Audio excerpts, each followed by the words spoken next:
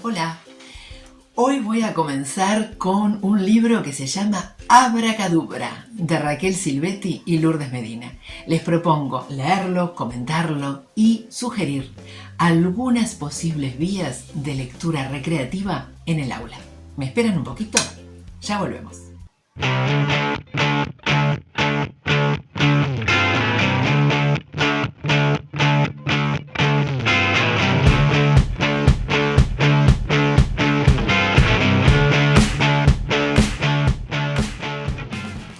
Hola, ¿están por allí? Bueno, hoy vamos a hablar de Abracadubra. Es de Raquel Silvetti, los textos, Lourdes Medina, la ilustración y la colección es Planeta Junior.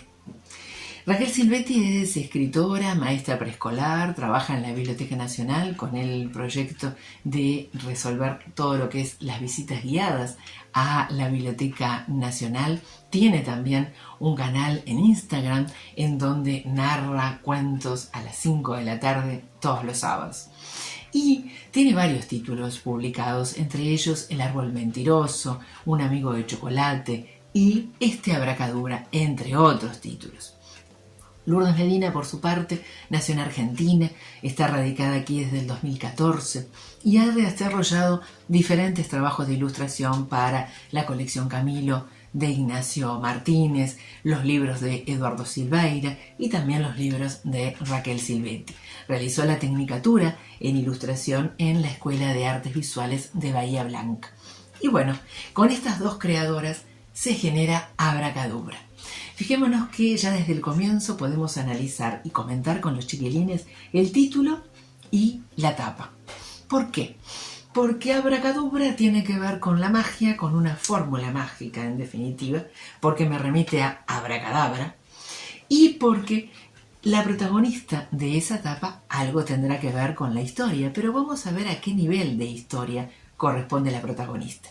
Y a su vez, ya esa magia está dada todo justamente por lo que rodea esas manos y porque de esas manos es donde está surgiendo la magia. La historia se remite a dos niveles de historia. Una que tiene que ver con el comienzo que dice: Juanchi es un niño inquieto y curioso, como vos.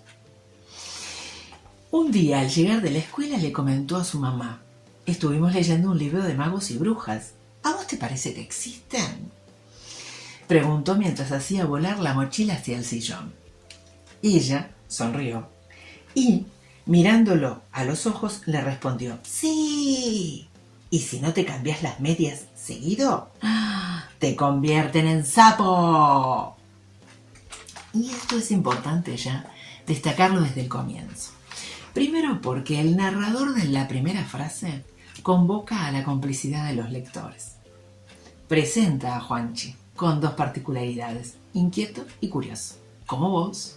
Quiere decir que parte de la base de que en ese tú, en ese vos, en esa segunda persona del singular dirigida al lector, está valorando que también los lectores sean inquietos y curiosos. Y está estableciendo ya una complicidad de similitud entre el personaje y los lectores. En segundo término, es importante que ya desde el comienzo este personaje es un personaje que lee. Juanchi es un niño que lee y que de la lectura saca dudas, tiene inquietudes, se hace preguntas y se las plantea a la madre. Otro elemento fundamental: la historia remite a la lectura, la historia remite a los libros. En este caso, porque Juanchi menciona que leyó un libro.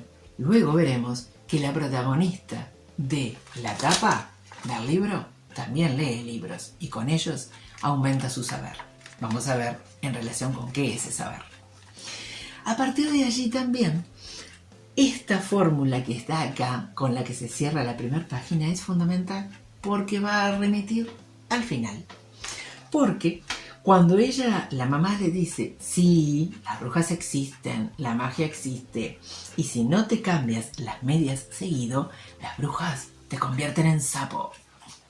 Y hay que recordar esta respuesta, porque hacia el final vuelve a tener sentido para Juanchi.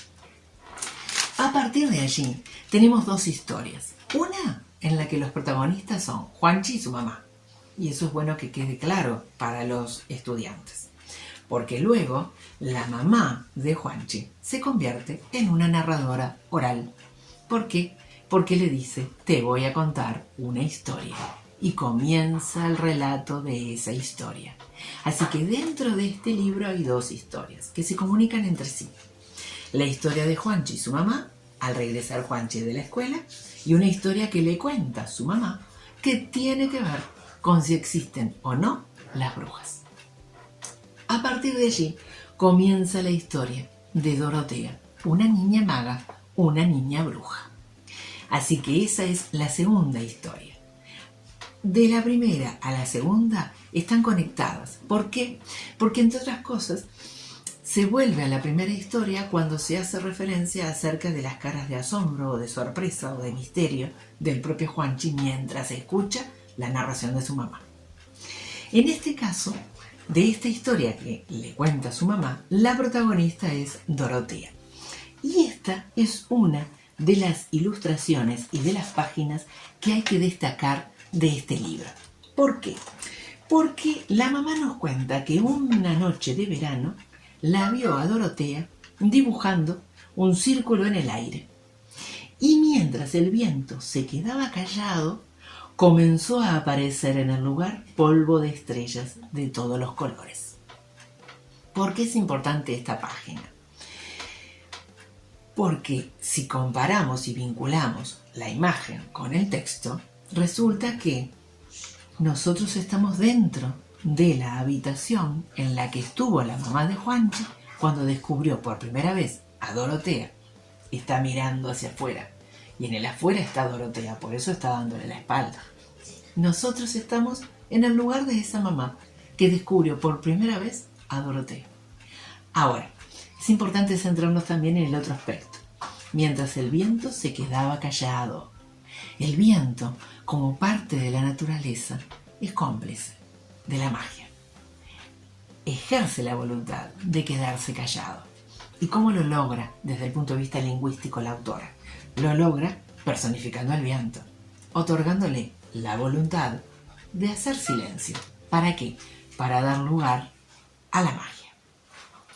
Y a partir de allí también es importante lo que dice en el siguiente párrafo, que es, no todos los niños podían ver a Dorotea, solo aquellos que creían en las artes mágicas, en los seres mágicos, como los duendes y las hadas.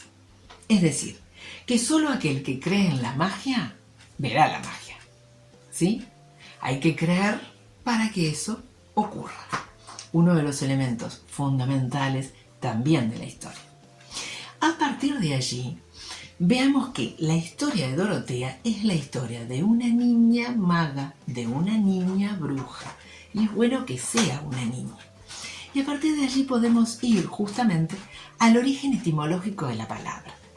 Es más, capaz que antes, durante o después de la lectura, podemos darles en dos tarjetas distintas el origen etimológico de la palabra bruja en inglés, por ejemplo, y de la palabra bruja en español.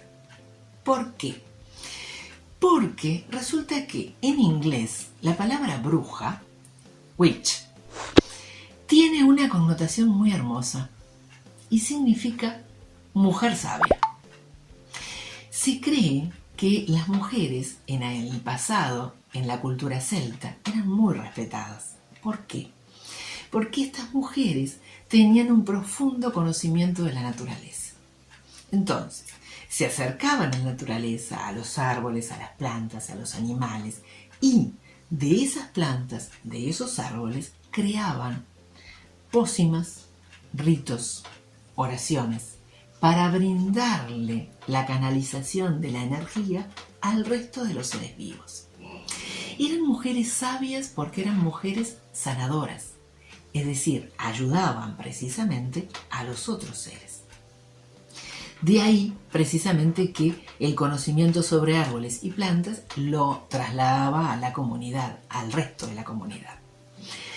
De hecho, la bruja que volaba simbolizaba a ese ser que lograba despegarse de lo meramente material, de las meramente limitantes de la vida cotidiana para trascender a niveles de espiritualidad, a niveles superiores. Este enfoque también está implícito en el término bruja, pero de origen español. ¿Por qué?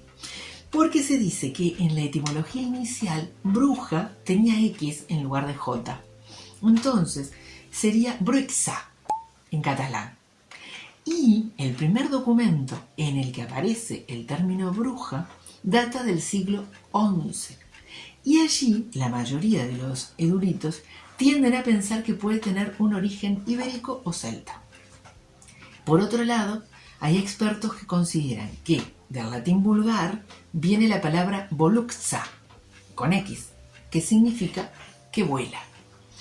Y a su vez, otros investigadores señalan que la raíz de la palabra bruja, bruix, procede de la palabra procelta, vexta.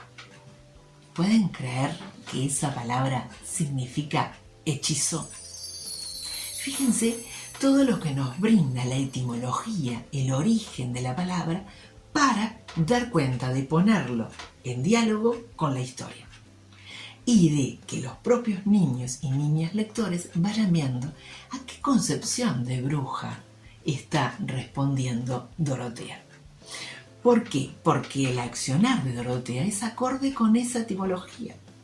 Es acorde con la etimología en donde se concibe la naturaleza como una gran energía de la cual es partícipe Dorotea y de la cual canaliza y ayuda con esa energía a plantas, a animales y a otros seres, porque es sanar y brindar ayuda, su función en esta vida.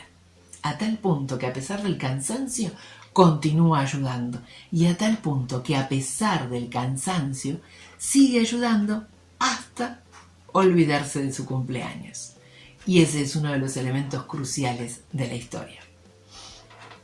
Por otra parte, en esta historia, esta maga, esta bruja niña, esta Dorotea, va a cobrar la voz hacia el final del cuento en el recetario natural de Dorotea. Es decir, la propia Dorotea le brinda diferentes recetas de la naturaleza para mejorar la salud a los seres humanos. Y acá, otro elemento que se puede perfectamente observar en la historia y hacerlos partícipes a los estudiantes es que aquí tuvimos una historia de ficción, una obra literaria, y aquí tenemos diferentes textos que llamaríamos instruccionales, porque nos brindan instrucciones de manera informativa con una función referencial del lenguaje para que hagamos algo, es decir, nos dan los ingredientes, nos dan el modo de preparación de cada una de las recetas. Como en un mismo libro tenemos, con una misma lengua, la española, una historia creada, una historia inventada y un recetario, una función del lenguaje poética y una función del lenguaje referencial. Así que eso también es un elemento importante a destacar en este libro. Y ese accionar de Dorotea y esa vinculación con la magia está presente también en las ilustraciones.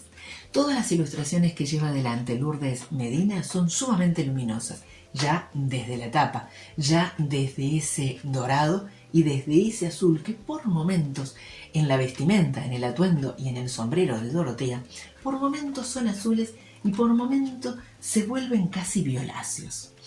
Inclusive su propia casa tiene un tono violáceo. Y fíjense que eso tiene que ver con la simbología de los colores, que tenemos que tenerla presente también aquí, porque el color violeta está asociado con la sabiduría, con la creatividad, el poder, la nobleza, la espiritualidad, la sabiduría y el misterio. Entonces, poner en diálogo la simbología de los colores con el uso de los colores que se hace en la historia es bueno también para propiciar preguntas e interpretaciones por parte de nuestros niños y niñas. Otro elemento fundamental es que durante la historia hay diferentes tipos de letras. Se usan distintos tamaños, se usan distintos tipos de caligrafía, se usa la negrita, se usan las onomatopeyas. Y así ir dialogando con ellos acerca de por qué se cambia de tipo de letra. ¿Por qué para representar lo que está pensando Dorotea se usa la cursiva? ¿Por qué se usa la cursiva? Y diferenciar lo que es texto directo, estilo directo de Dorotea luego del guión, y lo que es el pensamiento en cursiva. ¿Por qué el toc toc en la puerta, la onomatopeya, es distinto al tac tac en el vidrio? ¿Por qué cambia la onomatopeya cuando se representa el sonido sobre una superficie, como puede ser una puerta, a sobre el vidrio de una ventana? Jugar con ese tipo de preguntas vale la pena porque propicia a que centren la atención en el tipo de palabras y en la diferente forma en que se resaltaron esas palabras. Y también destacar, ya para el final, que la historia tiene cierta circularidad. ¿Por qué? Porque recuerdan lo que le dijo la madre, ¿verdad? La madre le dijo que sí, que las brujas, que las magas y los duendes existían. Y que si no te cambiabas las medias seguido, te convertían en sapo. Muy bien. Cuando termina la madre de contarle la historia de Dorotea a Juanchi, Juanchi se va al jardín. Desde la habitación ve el jardín, nota algo raro, y Juanchi se quedó solo en la habitación y de pronto vio un movimiento entre las plantas del patio. Muy despacio se fue acercando. Y algo saltó. ¡Un sapo! Se sentó en el escalón y mirándolo preguntó: ¿sapo o no te cambiaste las medias? Con esta pregunta el libro termina, pero con esta pregunta el libro vuelve al comienzo. Resulta que entre la primera afirmación de la madre y esta pregunta de Juanchi, entonces Juanchi, después de escuchar la historia de Dorotea, cambió, se transformó. Aquella duda que tenía acerca de si existían los seres mágicos, ahora ya la resolvió y ahora cree en la magia. Aquello que dijo la madre de que para ver la magia hay que primero creer en ella, entonces Juanchi salió transformado de la historia. A tal punto sale transformado que frente al sapo le pregunta: ¿sapo o no te cambiaste las medias? Y a partir de allí podemos preguntarle a los chiquilines: ¿y cómo explicas la pregunta final que realiza Juanchi al sapo? ¿Y qué tal si a esa pregunta creamos una historia de respuesta? ¿Y qué tal si a la respuesta el sapo dice que no es sapo y que en realidad no se cambió las medias? ¿Qué historia se les ocurre a los chiquilines inventar a partir de esa pregunta? Ese puede ser un camino. Otro camino puede ser tomar las diferentes fórmulas mágicas que hay en la historia y con esas fórmulas mágicas crear otra historia en la que estas fórmulas sean protagonistas. Por ejemplo, Mikiripú, Mikiripá, polvos de estrellas para volar. Abracadabra, abracadubra, pintarás hasta que te aburras. Son diferentes fórmulas mágicas que además manejan la rima, la sonoridad, la coincidencia de sonidos, que una linda actividad pudiera ser, bueno, pongámoslas en juego en otra historia, creada ahora por ustedes, a hacer otras abracadubras, porque el final abierto de Abracadubra de Raquel Silvetti y Lourdes Medina nos da pie para abrir otras historias. Bueno, espero que les haya gustado y abran otros caminos de posibles diálogos inventivos y artísticos con este libro. Hasta la próxima.